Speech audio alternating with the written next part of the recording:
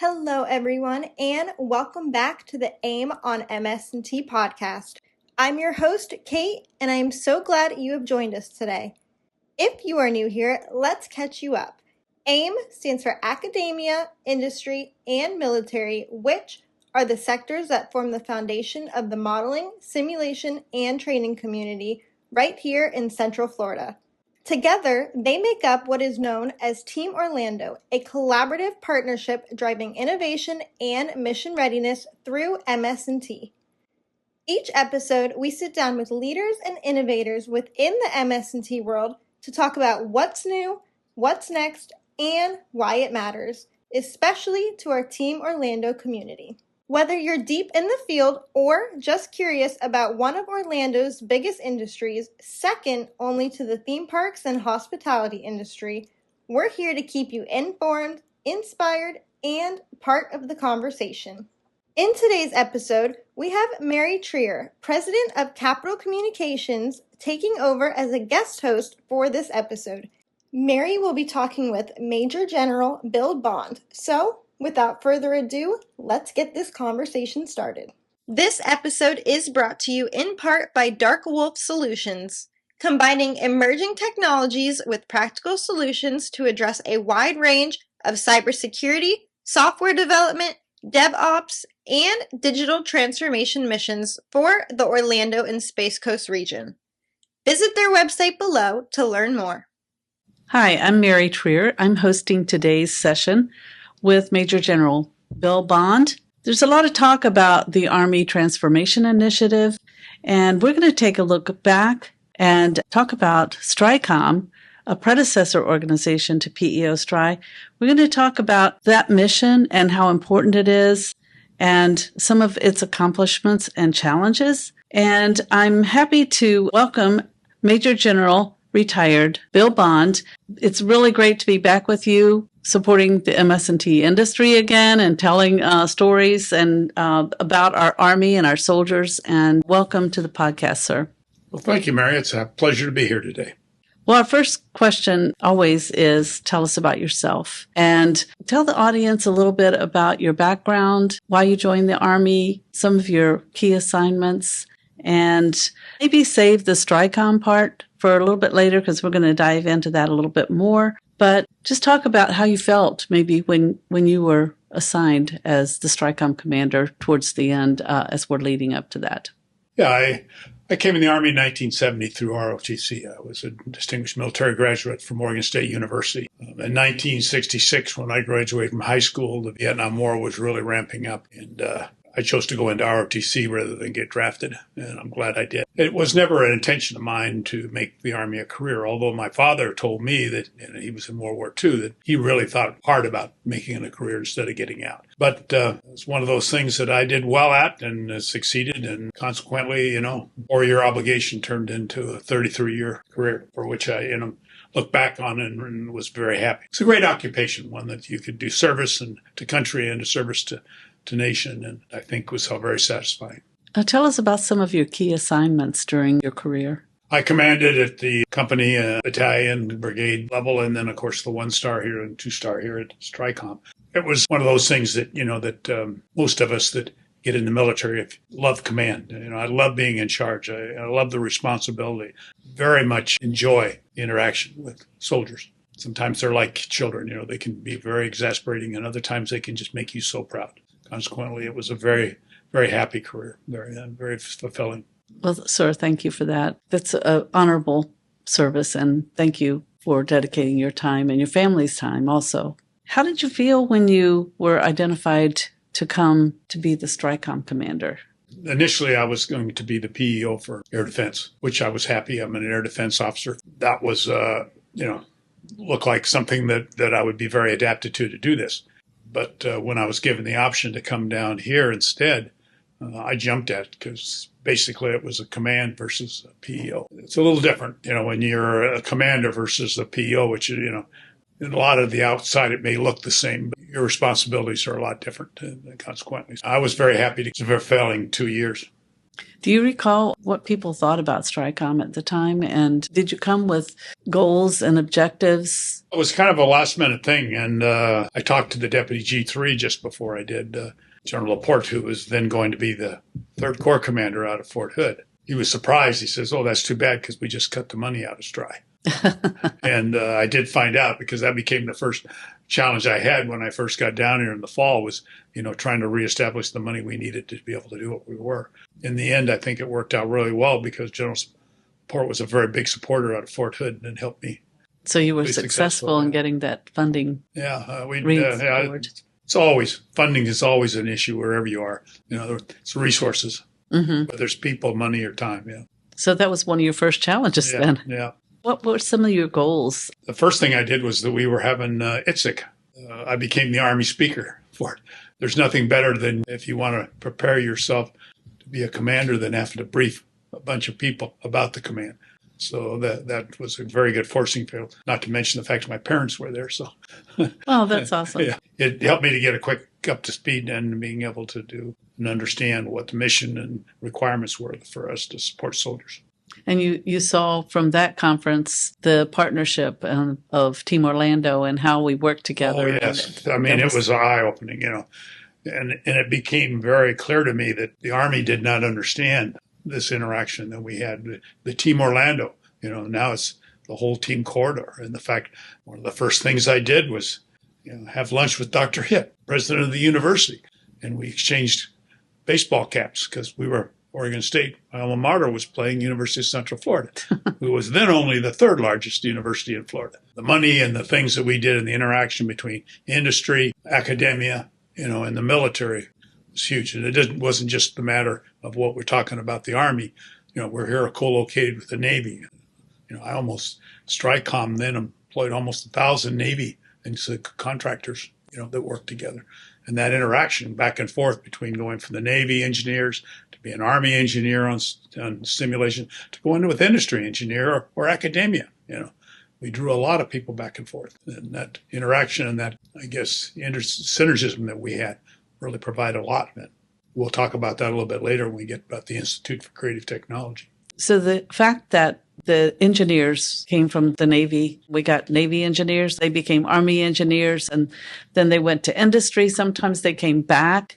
That was very good at refreshing the way our engineers were able to keep up with different kinds of technologies and their professional growth, but also to feed back into the ecosystem and the technological ecosystem as well. It's always been a challenge for the military to communicate our requirements to industry. We put them out in a RFP or some other form of procurement action, but engineers and contractors read that one way. They tell their bosses what and interpret it and things like this.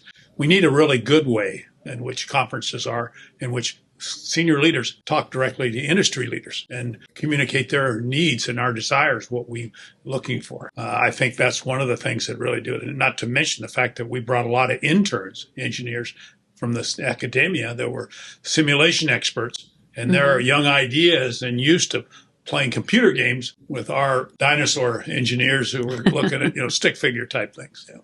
So as we move on, what were some of the programs that were happening during the time that you served as commander? Well, let's get back to the beginning. The Defense Science Board summer study was the one that really brought up the requirement that we needed to form a simulation command to try to bring what we had with PM trade with the distributed situations that came out of DARPA and their industry, and being able to talk about taking a tank driver and an artillery driver and a Humvee and put those together and let them talk to each other and work in a collaborative, collective environment. And that was one of the first industries we had here, was trying to get the CCTT up and running. The Close Combat Tactical Trainer, the fact that we got the governor down here, and that Congress and their trying to do the best with limited resources had cut CCT significantly, and he was able to get it restored. Jeb Bush, I think, Governor Bush. Yeah, that was. Yeah.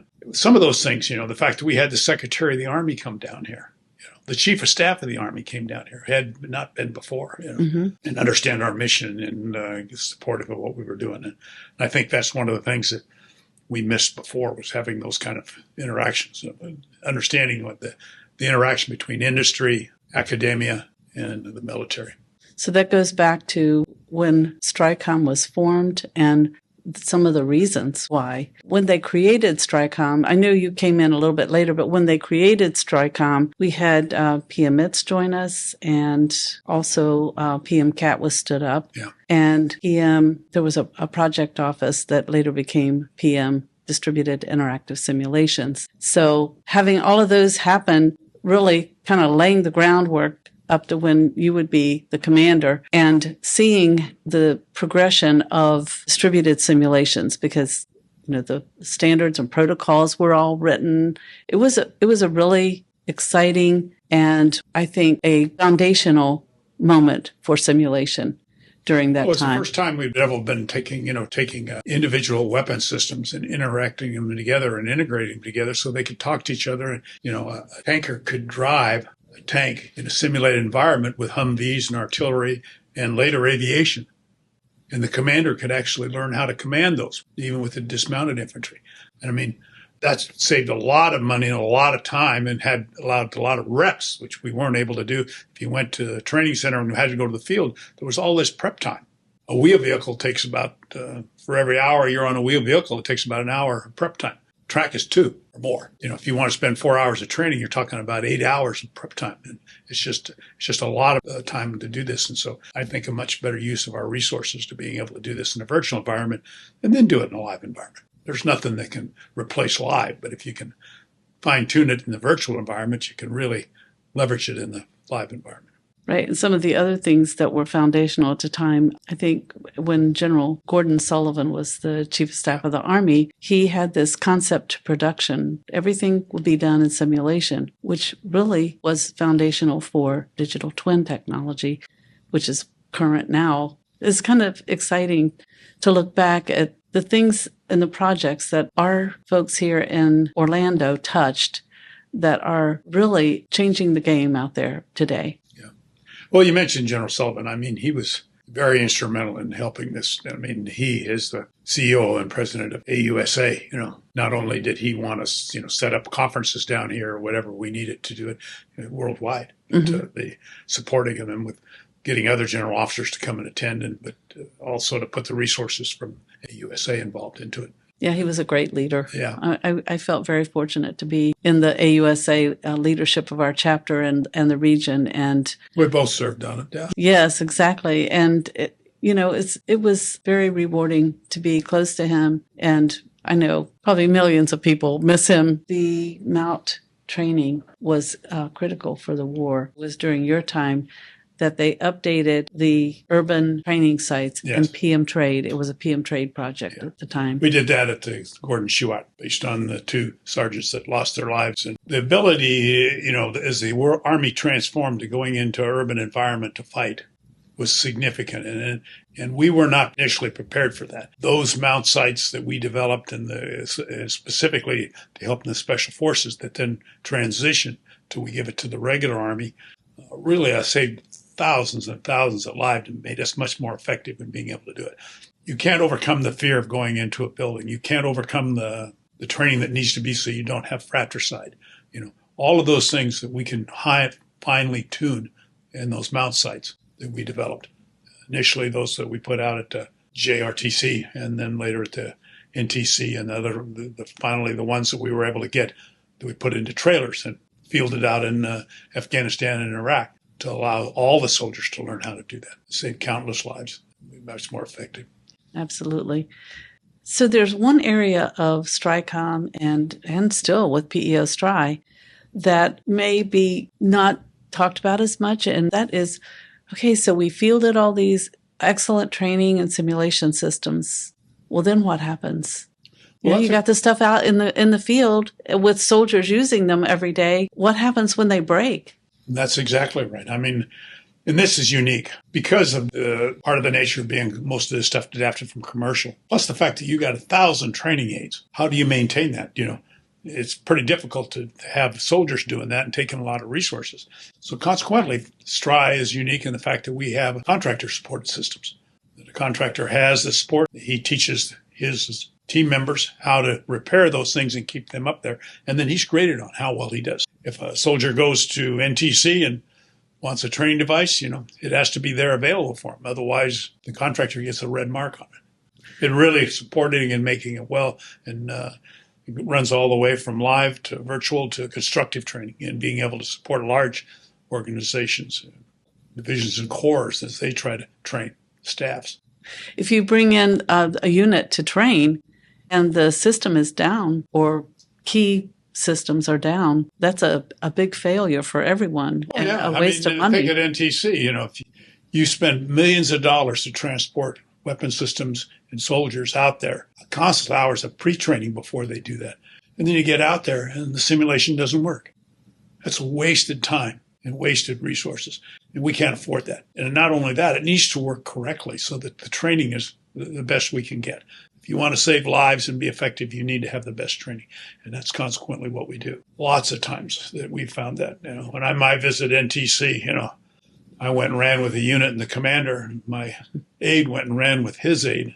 And the aide told him about all the problems they were having with turning in the training aids. And consequently, the next day, the contractor was in my office and we solved that problem. That's awesome. It took for 24 hours to turn in tank training aids to being a matter of 2 hours.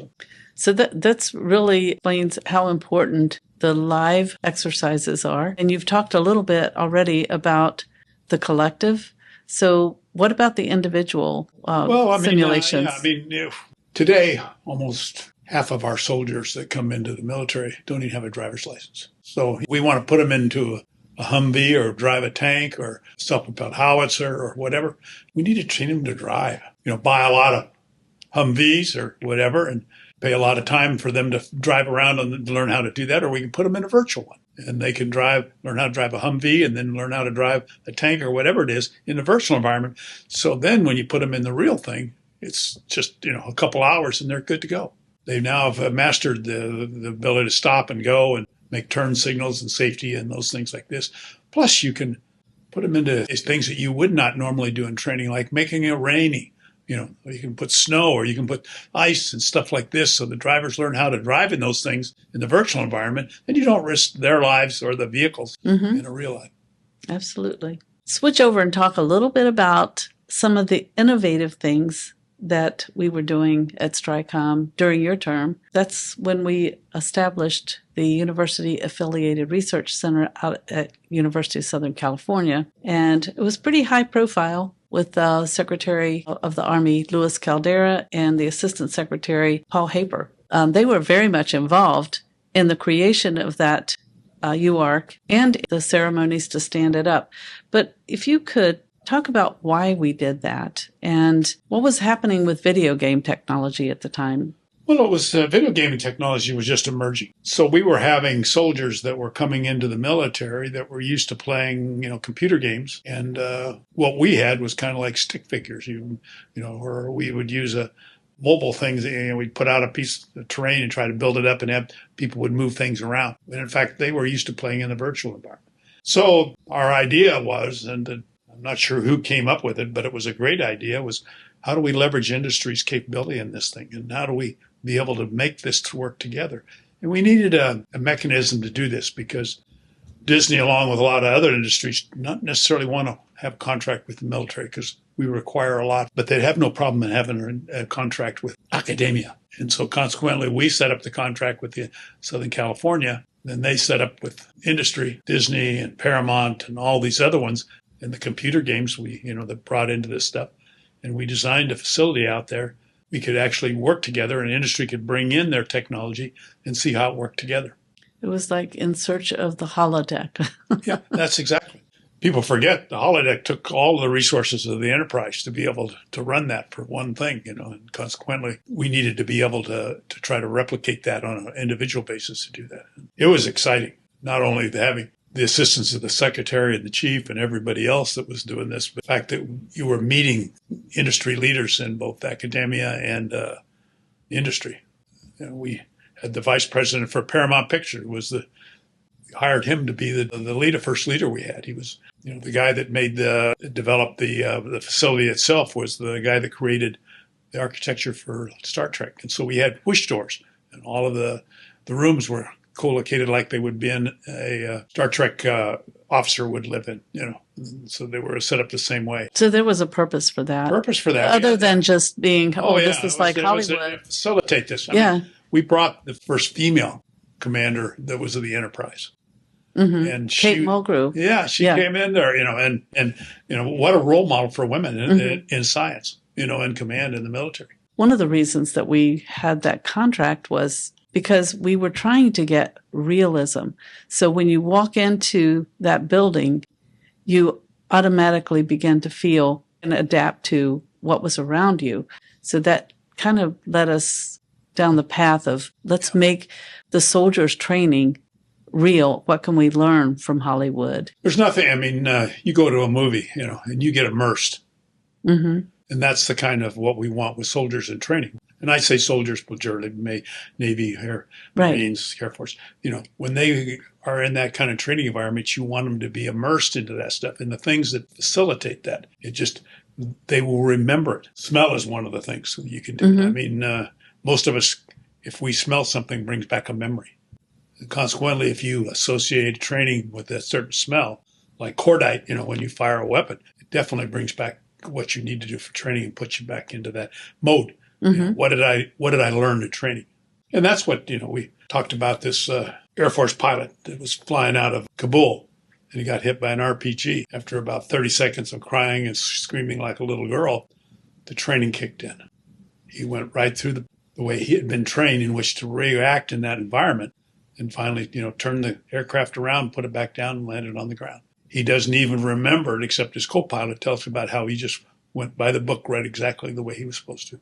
And the going gets stuff, people resort to what they've been trained to do. Exactly. That also leads me to another question. Everybody's talking about AI. It's the hot topic of the day. How did some of our contracts, and specifically the ICT, they were working with AI back in the day when we stood them up? Well, of course. If you're going to use the Enterprise as your role model, the AI was definitely involved into that. They had robots and what they did in the systems like this. And you start acting and thinking about those kind of things. It becomes intuitive, the follow-on of what's going to happen. Right. And that enabled us to reach out to a different audience. Although there was some work being done with some of the other entertainment giants like Universal and Disney, but that contract allowed us to reach out to Hollywood and bring in the realism to our military training and simulations. Oh, yeah. We touched designers and people that did this that we would have never, ever touched before. Dr. Macedonia took me on trips every summer. We went down the West Coast. And one year we stopped at Rhythm Hughes, who did Babe. Mm-hmm. Remember that? And they talked about how they did this immersive. And you look at these designers that were doing the software. They were not like anybody that I would ever saw in the military, and yet they were trying to do their part to help the military and those kind of things and figure it out. It was really eye-opening for me. Mm-hmm. That's great. Let's talk a little bit about some of the management decisions that you made. You brought fear into many of us as you directed us that we were going to get our message out and we were going to get a fine-tuned message out to Congress, congressional leaders, and their staffs to educate them about what high-tech systems we were developing at the time. Can you talk about that a little bit? Well, yeah, that's one of the things of having a couple of years in the Pentagon before I came here, and the fact the job I had before being one of the first directors of the Army Digitization Office, and having to explain to Congress, why we needed to put computers into tanks and actually do that. So, I realized that you had to have a good voice and a mechanism in which to talk to congressmen. The old adage, if you get one senator or one congressman to understand what you're trying to get across, he will get 6 or 8 other ones to follow in that same thing. So consequently, we set up that day up that we would go up and actually demonstrate this stuff. And it wasn't so much that we got very few congressmen and senators, we got their staffers. Mm-hmm. Some of the professional staff. Lunch, which they would come in and nothing else. And then they got to see all the different kind of things they had that, and consequently the things we were developing. And I think that really helped us to sell some of the stuff and get resources that we needed. Yeah, because they understood. I think you said they have to put their hands on. Yeah. So you actually put a Miles vest on them. And that was important in delivering the message on Capitol Hill, was get them into it so that they experience it and understand what our young soldiers are experiencing. Yes, I think it was. It made a lot of difference. Mm-hmm. But also within the Army leadership, because when you had it up in Washington, then the leaders would come over there and see that, and all of a sudden the light would go on. I think that around that time was when the Army transformation was happening in Force 21. I think it was during that time. We coordinated with the Army and made sure that our message underpinned what the Army message was. That's exactly right. I mean, it's just a part of what they were trying to do, transformation. The success we had in Iraqi freedom was predicated on all the stuff we did with this before. Mm-hmm. Putting computers in tanks and being able to have situational awareness and being able to train in a virtual environment and to train our staffs in the constructive environment. I mean, it was a big, and being able to do that kind of a war that we had and be successful as quickly as we were. And that's, I think, we can all be proud of that. That's what it's all about. When the soldier gets into a mission, that they're prepared and that we've done everything we could to make that happen. Yes. The chief and the secretary have to make a lot of tough decisions. They have to measure, requirements that are out there. They have to look at the resources. They have to do that. And then they have to weigh the risk into these issues. And I think when we look at this, we're going to see that they make the best decisions on a lot of this stuff and how we be able to allocate the limited resources, whether it's people or whether it's money or time that we have for training. Absolutely. It seems to me that before you left, we had already begun the planning to transition STRICOM to a PEO. Yeah, it was one of the things Steve C., who took over from me. Yeah. He took over as the first commander, and then they were in the final stages of changing it over to being a PEO. It took the leadership out of AMC, because initially when this done, it was set up to be a joint AMC TRADOC support, and that's where you have CAC-T out at Fort Leavenworth and AMC that we were working up there in Eisenhower Avenue. So, the ability to move resources into the PEO chain, which came under the undersecretary. Yeah. We went out to do the Institute for Creative Technology and stood it up when you had the Secretary of the Army and the AAE, Paige Haber, directly involved. That was kind of the setup to be able to transition that thing, to be able to do that. And this was the logical time to do it when you're changing commanders. Mm-hmm. Your top 3 successes as a commander at STRICOM. Well, I think the first one I think comes to mind is the fact that we got CCTT finally. That was a fight not only with trying to get technology, but also resources, get Congress to fund that, and that was successful. The other one I was very proud of was the issue of being able to get the ICT set up. I mean, that was a major undertaking. And at the same time, I was becoming the PM for JSIMS. Which was a whole nother problem. We had to deal with that stuff. The thing that I feel the most satisfying was the relationship and the friends that I made in helping both military and civilians and industry, succeed. I mean, we opened the corridor for simulation from just being around Orlando all the way over to Tampa. It became almost this whole Central Florida linking of academia and industry with military. I feel immensely proud, not only what they were doing, but being a part of that. Yeah, that's great. There were just so many. I mean, it's hard to pick 3, but those are 3 great ones. Thank you, sir. I mean, this was the first integration you're talking about when you take an individual soldier learning how to drive a tank, and then you want to take a number of those and put them together in a collaborative environment so commander can fight that platoon and company of tanks. So, General Bond, you had an excellent term here, very loved by the people of STRICOM. As you know, we all stay engaged, and especially with our heart, to the organization that we've given so much to.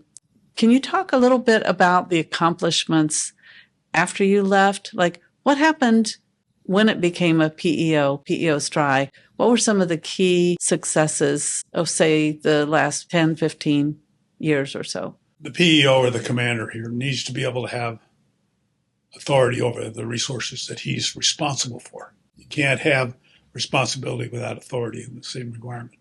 So like when they gave the PEO the head of contracting authority, now the contracting authority, the contractors, or the contracting people were reporting to him and were responsible to him. And when they failed to meet their mission, which was his mission, then there was responsibility that could be allocated. And I think that was one of the big things. And I think sometimes we forget that. We try to become too much managers and not leaders. And leaders need to be able to be responsible and have authority over the resources that they're required to do in their mission. You can't ask a commander to be able to take a hill if you don't give him what he needs to be able to take it. You can't hold him responsible. So with that example, you had the contracting authority, you had the project management acquisition authority, and you had the life cycle support to our fielded products, and you had an FMS mission during that time. Yes. That was the whole way. It was, when you have all the resources, I think it makes it much better in requirements. Having the people that are responsible to you reporting to you is the important part of being able to do that, whether it's PMs that were responsible for developing the weapon systems, whether it was the financial people, or it was the contracting people that are responsible for the contract, or it's the logistics that are responsible for supporting those kind of things. That's what you need to be able to have, that capability and that authority. It's been great reminiscing about an organization that we both love and still love. Do you have anything else you want to add to what we've talked about today? Well, I think right now there's a lot of discussion, a lot of turmoil going on, at least internally, about what is going to be the future of PEO, especially down here, and then vice versa, what's going to be the future of simulation and training in the Orlando area here. And I think we need to remind ourselves that the chief and the secretary have to make a lot of tough decisions. They have to balance requirements, resources, and risk in being able to allocate them to support the Army mission. And I think we need to give them a little bit of a support as they try to make these tough decisions. And I think they'll make the right one. Well, very good. So, sir, we're going to wrap that up. And thank you very much for being with us on AIM on MS&T podcast. It's been my pleasure, Marin. Thanks. To you. Jumping back in, I want to thank our guest, Major General Bill Bond, and Mary Trier for hosting this episode. That's a wrap on this episode. Thank you for tuning in. Want to stay in the loop on what's happening in the modeling and simulation and Team Orlando communities?